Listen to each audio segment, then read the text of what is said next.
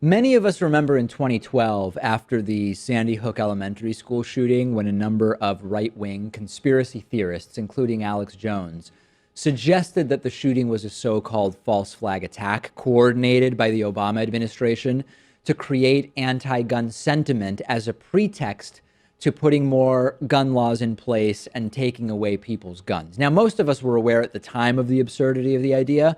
Now we're even more aware of the absurdity given that guns weren't taken from people under Obama. It actually saw record gun purchases. Many people said the same thing about 9/11, that the Bush administration was either directly responsible for the attack so that they'd have public support for deploying troops in the Middle East, or at minimum, allowed the 9/11 attacks to happen. I think that those conspiracy theories are nonsense.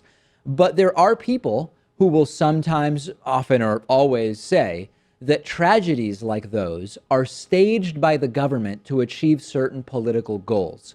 And I've been thinking about this over the last week in the context of the Trump administration. If the United States government did that type of thing, create false flag attacks in that way, there would be no better time to do it than right now, due to the acute scandal after scandal situation that Donald Trump finds himself in. I mean, on the brink of major revelations related to the validity of his presidency in the context of Russia. And not only that, the constant scandals have put Donald Trump at the lowest approval rating of any other president at the same point in their presidency, roughly 60, I think, as of today, 64 days in. And terrorist attacks, attacks by other countries, threats of attacks, these do tend to create a spike in the sitting president's approval rating. It improves their public image because people become more so-called patriotic. They set aside political differences on domestic issues. They rally around the president. And I'm not speculating about that. That happens. Take a look at a few examples. Here are some events in history where the U.S. was attacked or Americans were in danger, and the resulting approval rating spike of the president in power.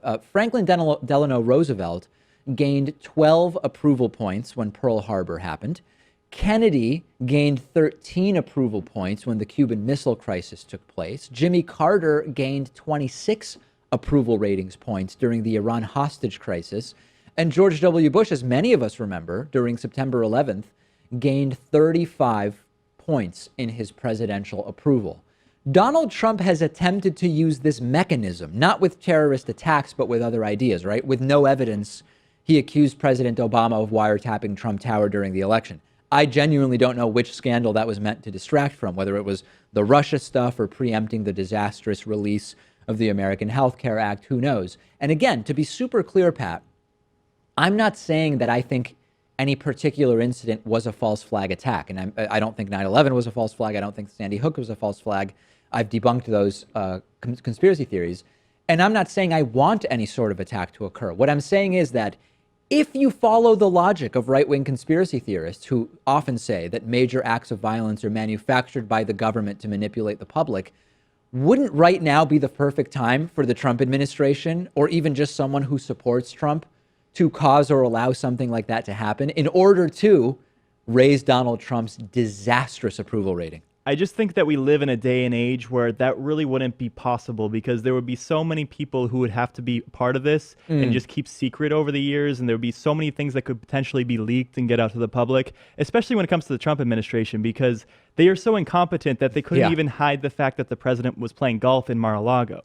I don't disagree with you about the difficulty of the logistics, but do you recognize that this would create a diversion from most of the scandals and mishaps?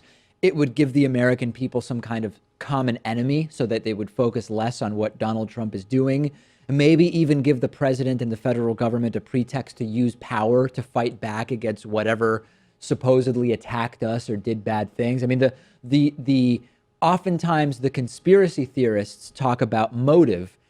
There's motive right now.